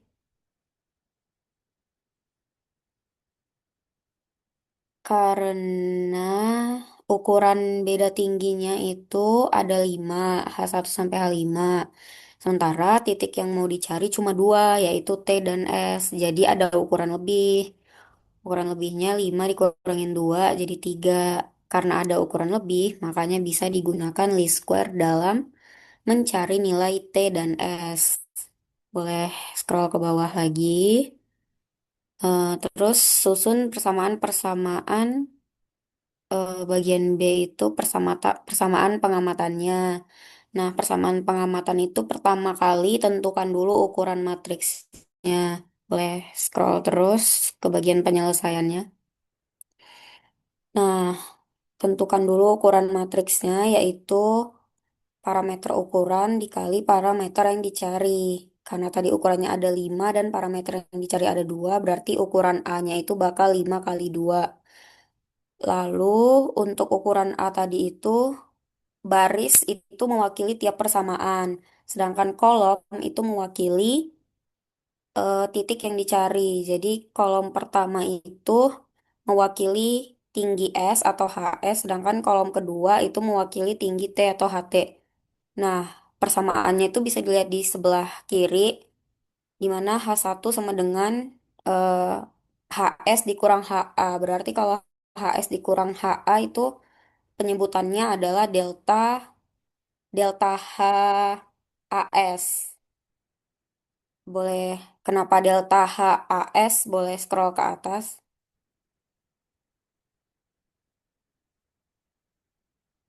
sampai ada itunya, gambarnya. Kenapa delta HAS? Karena panahnya itu nunjuk dari A ke S. Jadi titik terakhirnya itu S, titik awalnya A. Jadi ukuran H1 itu adalah HS dikurang HA. Arah tunjuk panah ke arah mulai panah. Berarti kenapa itu dia tadi rumus H1 itu HS dikurang HA. Jadi nanti kalau ada soal kayak gini perhatikan tanda panahnya. Jangan sampai salah tanda panahnya. Oke, boleh scroll ke bawah lagi. Nah, karena di sini pada persamaan pertama itu H1 kan ada HS dikurang HA. Nah, di sini HS ada kan, makanya pada baris pertama, kolom pertama A itu ada satu. Sementara HT di sini nggak ada, makanya baris pertama kolom kedua itu nol. Pada persamaan kedua atau H2 itu HS ada, makanya satu. Sedangkan HT nggak ada juga, makanya nol. Baris kedua kolom kedua. Terus lanjut ke persamaan ketiga, ada HS ada HS-nya satu, sedangkan HT-nya minus, berarti minus satu. Makanya pada matriks A itu baris ketiganya itu satu dan min satu. Begitu seterusnya. Nah, kemudian boleh scroll ke bawah lagi terus. Nah, pagarnya ini aku ganti jadi NIM-nya belakangnya 00. Jadi, karena rumus residu itu AX dikurang B atau dikurang L, nah, jadi dimasukin ke tadi tiap persamaan tadi ke persamaan residunya. Ini yang paling sebelah kiri itu A, terus X-nya itu yang mau dicari X1, X2, X1-nya dalam hal ini HS, X2-nya dalam hal ini adalah HT. Terus untuk B-nya tadi boleh scroll ke atas dikit. Nah, pada persamaan pertama itu untuk B-nya kan dia HA ditambah H1. HA ini kan udah diketahui, berarti dia masuk ke dalam perhitungan B. Jadi dia jadi konstanta di B juga. Jadi makanya HA plus H1 gitu. Terus dan seterusnya. Jadi B ini tuh kalau dia ada yang diketahui, dia dimasukkan ke perhitungan. Tapi kalau kalau pada satu persamaan itu tidak ada yang diketahui, berarti nilainya pure nilai data ukuran aja. Boleh scroll ke bawah. Kemudian ini untuk matriks bobot satu per D diisi cuman bagian diagonalnya aja. Boleh scroll ke bawah lagi. Udah bagian jejak. Oke, aku lanjut ya. Jadi, yang nomor lanjutan ini tuh kita bakal nyari nilai tingginya gitu. Jadi, ngitung eh apa aja tadi? Hitung HS sama HT ya. Nah, sebenarnya buat cara perhitungannya tuh sama kayak yang udah dijelasin sama Rianti. Cuma di sini tuh aku pakai name-nya tuh 28 ya. Jadi di setiap datanya itu diganti pakai 028 gitu. Buat nyari matriks A-nya sama kayak yang udah dijelasin. Matriks B-nya juga sama. Cuman ini tuh udah aku masukin angkanya kan, udah dimasukin angkanya dan dapatlah hasilnya tuh segini gitu buat matriks B-nya. Terus buat matriks W-nya sama juga kita langsung masukin aja nilai D-nya kayak gini. Nah, terus kita hitung. Nah, karena kalkulator itu setahu aku paling besarnya itu 4 kali 4 ya. Jadi di sini kita nyoba untuk ngitung matriksnya tanpa kalkulator gitu. Jadi ngitung secara manual. Nah, pertama kan kita rumus dari least square itu ini ya. A transpos kali matriks bobot kali A diinverskan dikali sama A transpos kali matriks bobot kali matriks B. Semua matriksnya udah ada, jadi bisa kita hitung. Yang pertama kita buat dulu nih matriks A dikali, matriks A transpos dikali matriks bobot.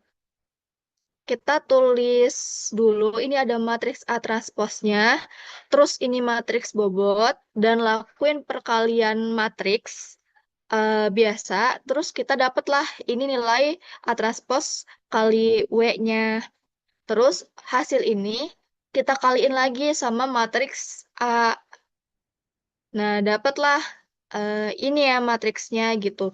Nah, di sini tuh kita lihat matriksnya tuh dia cermin ya. Jadi kayak diagonal utamanya itu ada nilainya dan diagonal satunya lagi dia bernilai sama gitu. Terus lanjut kita inverse. Inverse-nya itu kita cari determinannya. Nah, karena di sini tuh kita udah maininnya matriks 1 2 kali 2, di sini kalian udah bisa tuh pakai kalkulator ngitungnya. Jadi ngitung inverse bisa langsung dimasukin ke kalkulator aja. Nanti bakal dapet inilah si matriksnya hasilnya. Nah, terus karena ini udah kita ngitung satunya karena A transpose W udah ada kan tadi nilainya, tinggal dikali matriks yang B. Nah, kalau udah eh dapatlah ini dikaliin manual ya karena matriksnya tuh 5. Dapatlah hasilnya tuh ini.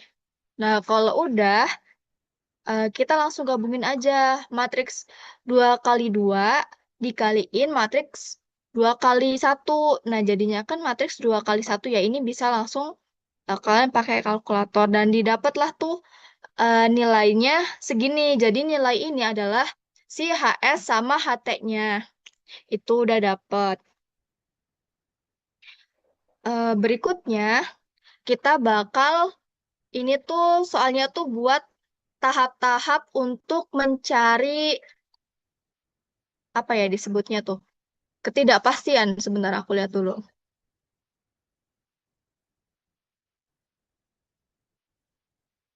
Jadi kan kalau pengukuran tuh suka ada nilai plus minusnya. Nah ini, bagaimana mendapatkan standar deviasi? Standar deviasi HS dan HT dari matriks variansi kovariansi gitu. Jadi tidak perlu dihitung. Kejauhan. Sorry, sebentar ya.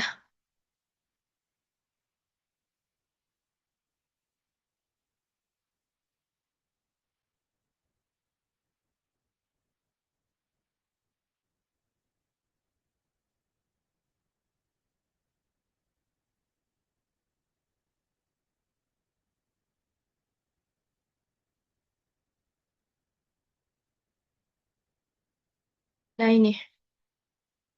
Nah, jadi pertama tuh karena kita kan udah berhasil ya dapat matriks X-nya. Jadi kita bisa hitung nih si residunya tuh berapa.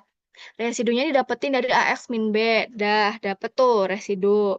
Terus kita hitung nilai a posteriorinya. Caranya masukin aja rumus ini. Eh Ditranspos, dikali bobot, kali faktorisasi lagi dibagi R-nya. Terus habis itu kita hitung nih matriks variansi kovariansi. Caranya kayak gimana? Ini masukin aja ke rumus ini. Terus nanti matriks variansi kovariansi itu nanti hasilnya bakal kayak gini. Di sini tuh ada eh apa standar deviasi buat HS, HSHT, HSHT, HT. Jadi dia tuh bakal matriks cermin ya. Jadi yang kita pakai tuh cuma diagonal utamanya aja. Nah, cara ngitungnya tuh buat yang standar deviasi HS itu tinggal diakarin aja si nilai ininya. Karena ini kan masih bentuknya kuadrat ya. Terus buat yang HT sama ya ini juga tinggal diakarin aja karena nilainya udah ada cuma dalam bentuknya kuadrat. Udah buat pembahasan UAS sampai situ aja. Mungkin dikembalikan lagi ke moderator. Baik, selanjutnya untuk sesi tanya jawab. Bagi teman-teman yang ada pertanyaan, boleh dikirim ke Slido yang udah aku kirim di kolom chat linknya.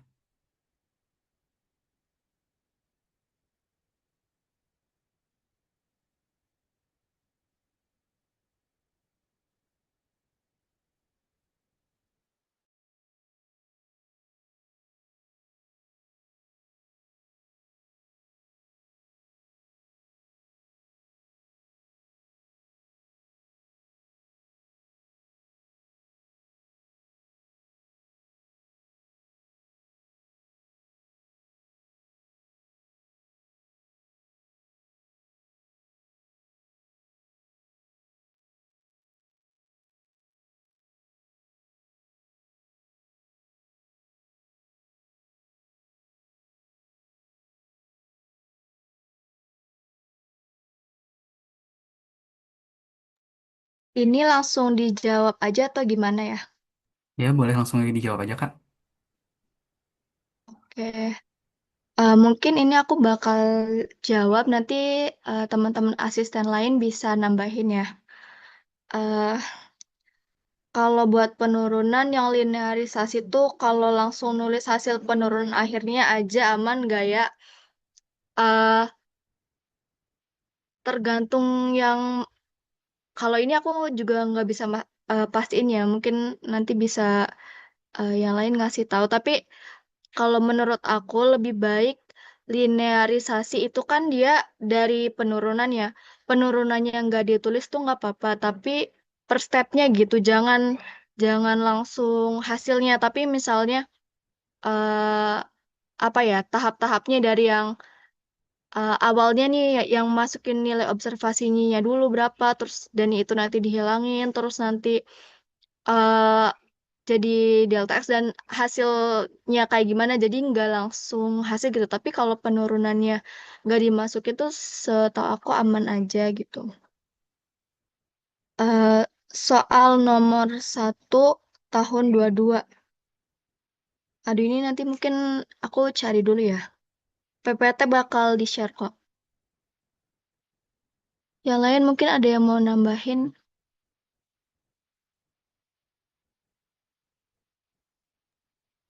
Aku izin nambahin yang linearisasi. Nah, sebenarnya itu tergantung dosen juga sih. Kalau misalkan dulu kan gue ini kan Bu Vera. Nah, kalau Bu Vera tuh emang ngewajibin banget buat step by stepnya gitu. Dan harus detail. Dan gue dulu belajarnya dari mana, termasuk dari slide yang di kolom komen itu. Jadi sebenarnya itu ada di arsip Kamarat juga. Kalau misalkan kalian pengen gali lebih dalam soal linearisasi tuh bisa kayak, ataupun materi lain tuh bisa cari-cari di arsip Kamarat gitu sih. Intinya sebenarnya sesuai dosen, tapi kalau bisa sih, bukan kalau bisa ya, ditekanin buat step by step gitu, kalau linearisasi, kayak penurunannya gitu. Oke. Nambahin. Kalau linearisasi itu apa ya? Kayak KG itu nggak bakal sempet, apalagi nge-matrix ya. Nah, jadi kalau saran aku, mending semuanya selesai dan linearisasinya itu secara umum aja. Maksud secara umum itu kayak bener sih, kayak tergantung dosen. Ada dosen yang emang suka gitu. Tapi balik lagi ke waktu. Kalau misalkan kalian cepet ya, apalagi kan itu matriksnya bakal manual kayaknya, soalnya ukurannya pasti lebih dari 4 kali 4. Nggak tahu ya, tapi itu di tahun kami itu manual, jadi 5 kali 5 waktu itu. Nah, jadi eh, ya efisiensi waktu sih, soalnya aku waktu itu juga linearisasinya aku stepin tuh, stepnya step banget gitu. Itu tuh berakhir pas waktu ngerjain matriks aku kurang banget waktunya. Nah, jadi efisiensi waktu aja sama ya ya perhatikan dosen kalian juga jenisnya yang seperti apa gitu.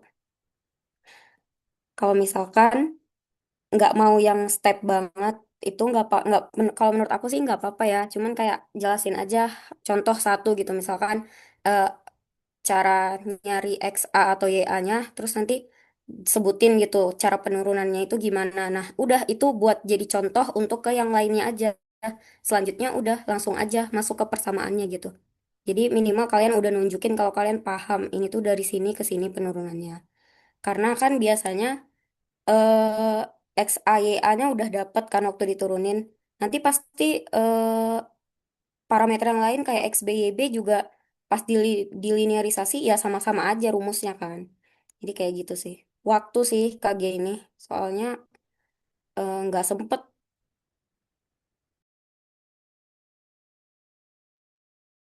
Oke, ini aku udah ketemu ya yang eh, soal nomor 1 tahun 2022. Ini tuh matriks eselon.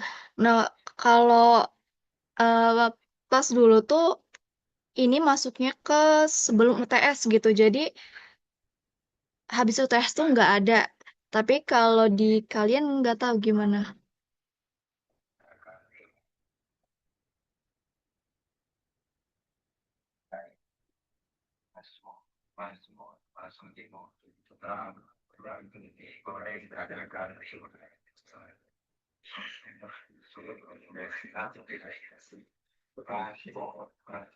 Itu ya mungkin jawaban yang bisa aku kasih dari yang nomor 1. Oh, ini ada lagi. Kak, tips and trik belajar atau nyiapin UAS KG dong biar mudah memahaminya. Kalau dari aku belajarnya tuh apa ya? Dari ngerjain soal sih karena Kebetulan dulu tuh aku kelas Pak Wed ya, jadi dari latihan-latihan soal selama di kelas tuh menurut aku udah cukup dan berbekal catatan itu juga udah cukup ya buat ujian. Kalau misalnya kalian ngerasa perlu latihan tambahan bisa juga dari ini buku ujian eh, Cambuk ya sekarang. Itu bisa dilihat karena kemungkinan pola soalnya tuh nggak jauh beda. Tuh, tapi balik lagi kalau biasanya kalau yang bikin soalnya Pak W tuh soalnya kurang lebih sama kayak yang di latihan-latihan di kelas. Tapi kalau misalnya dan cenderung hitungan ya, tapi kadang kalau dosen lain tuh suka masukin konsep yang jawabannya tuh mungkin lebih ke pembahasan ya, jadi bukan perhitungan kayak gitu. Kenapa ya kovariansi pada matriks bobot selalu nol? Gimana cara jawab kalau ditanya alasan kenapa kovariansi pada matriks bobot selalu nol? Kovariansi itu maksudnya ya matriks bobot diagonal ya, Yang off diagonal. yang off diagonal. Itu emang ini sih bentuknya kayak gitu. Eh, BTW ini dong mau ini apa? Yang Silahkan, tadi silahkan. apa? eh, Tips and trick belajar nyiapin UAS KG. Nah, kalau KG itu kan kayak kalau kalian masih Pak Wet ya, koordinatornya, itu tuh pasti yang ngebuat soal Pak Wet. Jadi, saran aku bagi yang bukan kelas Pak Wet itu mintain soal latihan ke teman kalian yang kelas Pak Wet. Karena sesuai kata Jijah tadi, kalau misalkan Pak Wet yang buat itu bakal sesuai sama apa yang pernah dikeluarin waktu latihan di kelas gitu. Tapi kalau misalkan tahun ini udah berubah bukan Pak Wet lagi koordinatornya, mungkin bisa bisa ini sih, bisa kolaborasi antar dosen. Cuma dosen koordinator tuh bisa dilihat di EduNext nggak sih? Harusnya bisa. Yang parent itu, Ya, ya mintain latihan soal dari yang di kelasnya Pak Wet sih.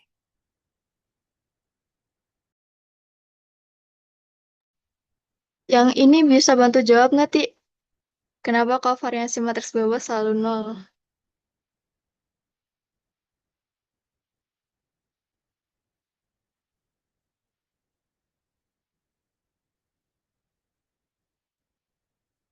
Ya, setahu aku tuh itu emang apa ya? Hmm, kayak misalnya kalau perhitungan diagonal itu kan buat ngewakilin persamaan ya. Jadi karena kita tuh pakainya matriks perkalian, misalnya itu dia kalau diagonal itu kan cuman ada di 1 kali 1, 2 kali 2 dan seterusnya. Itu tuh kalau misalnya dimasukin ke matriks itu kan bakal jadi persamaan satu bakal cuman punya satu matriks bobot. Persamaan kedua bakal punya satu matriks bobot yaitu yang di 2 kali 2. Karena kalau misalnya perkalian itu kan bakal yang nempel tuh yang itu aja ya. Aduh, kebayang nggak ya? Nanti yang nanyain ini mungkin boleh respon ya, apakah terjawab atau enggak. Jadi misalnya nih kalian ngalihin matriks bobot sama matriks eh matriks yang satu satu kali, misalnya matriks bobotnya 5 kali 5, terus kalian kalian sama matriks 5 kali 1 yang isinya satu. Itu kan kalian bakal dapetin matriks bobotnya tuh berurutan gitu buat persamaan satu. Itu tuh yang pertama buat diagonal kedua buat persamaan kedua. Jadi bakal tiap persamaan tuh dapat satu gitu. Ada yang mau nambahin nggak teman? Aku izin nambahin. eh, Sebenarnya kalau misalkan emang beneran ditanya fokus ke situnya, maksudnya kayak fokus ke alasannya tuh kenapa kok nol gitu kovariansinya karena sebenarnya tuh konsepnya ini sih guys kayak eh, pengukuran itu tuh independen apa enggak gitu terkait kesalahannya. Nah, jadi covariance itu ngukur keterkaitan kesalahan antar pengamatan. Kalau misalkan nggak ada keterkaitan itu kovariansinya itu nol. Makanya di off diagonalnya matriks bobot tuh nol.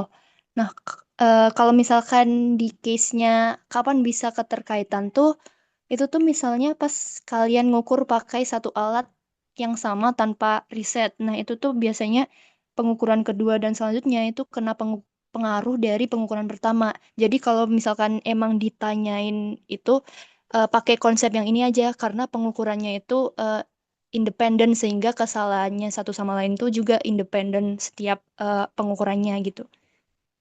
Oke, ada yang nambahin juga nggak? Ya, setuju kayak gitu.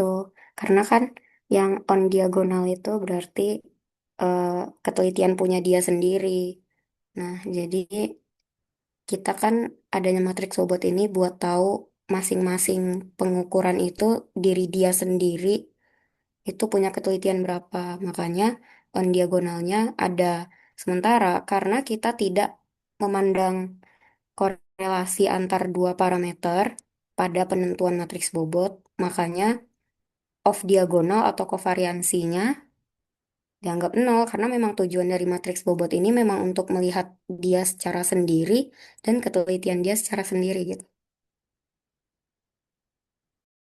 Tapi kayaknya nggak bakal ditanya deh gitu.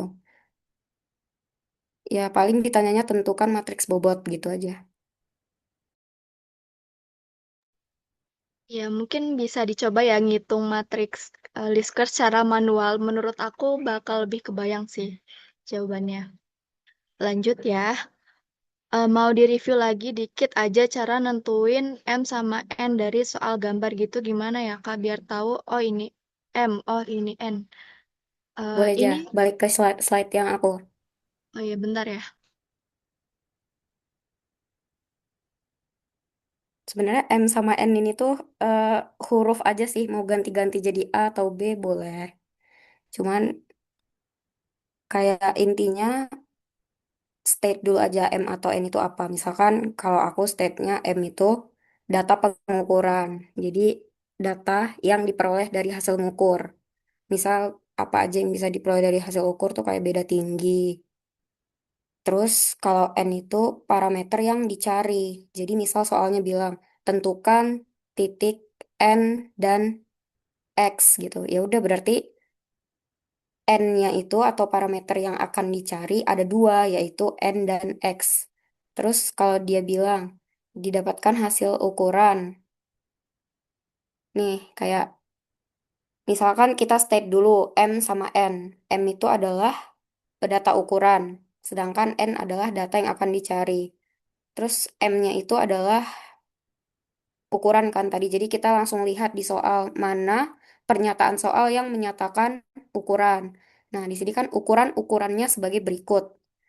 Ukuran itu berarti apa yang telah diukur di lapangan. Nah, berarti di sini ada beda tinggi, yaitu 3,71, 5,25, dan seterusnya.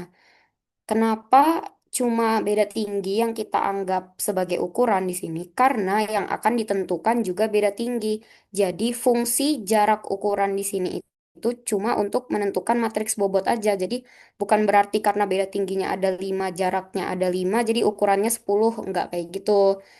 Jadi ukuran yang dianggap penting itu adalah ukuran yang berperan dalam penghitungan parameter yang akan ditentukan gitu. Jadi karena parameternya itu meminta tinggi titik, berarti ukuran-ukuran yang dimasukkan itu ukuran dari beda tinggi. Nah, jadi di sini karena ukuran beda tingginya ada 5, berarti M-nya ada 5. Terus karena yang ditentukan itu dua, yaitu tinggi titik S satu, terus tinggi titik T dua, berarti N-nya 2. Nah, jadi M-nya 5, N-nya 2, tentuin selanjutnya ukuran dari matriks A-nya. Misal A-nya berarti M dikali N, berarti 5 kali 2 gitu. Ada yang Ini mau mungkin nambahin, sama guys? sama yang ini buat yang apa sih? Nah, tadi kan ini ya beda tinggi.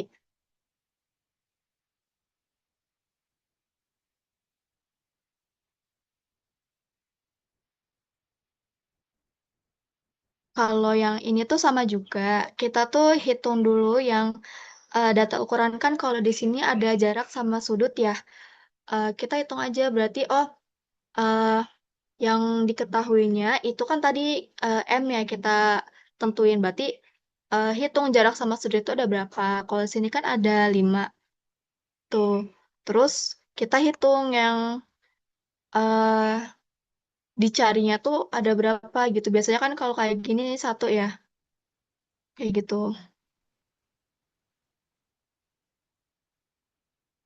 Nah, tapi bedanya tuh eh ya si bedanya nanti bakal di matriksnya ya. Buat titik-titik yang udah diketahui itu kan bakal ngaruhnya tuh ke matriks B-nya gitu. Jadi ke M sama N-nya tuh tetap pakai datanya tuh yang udah diketahui sama belum diketahui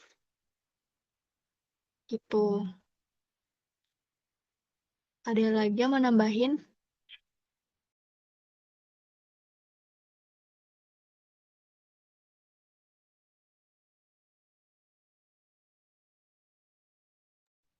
Aku coba balik ke Slido ya.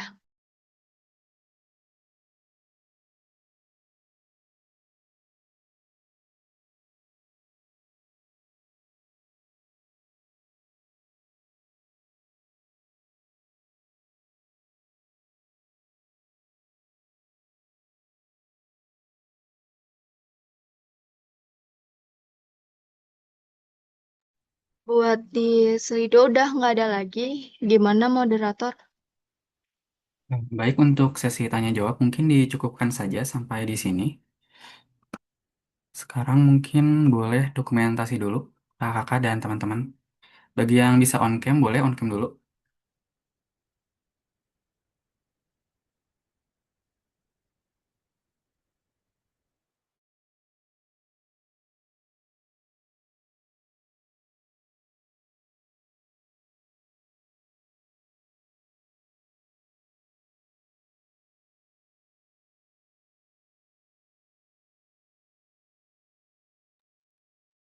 Oke, satu, dua, tiga.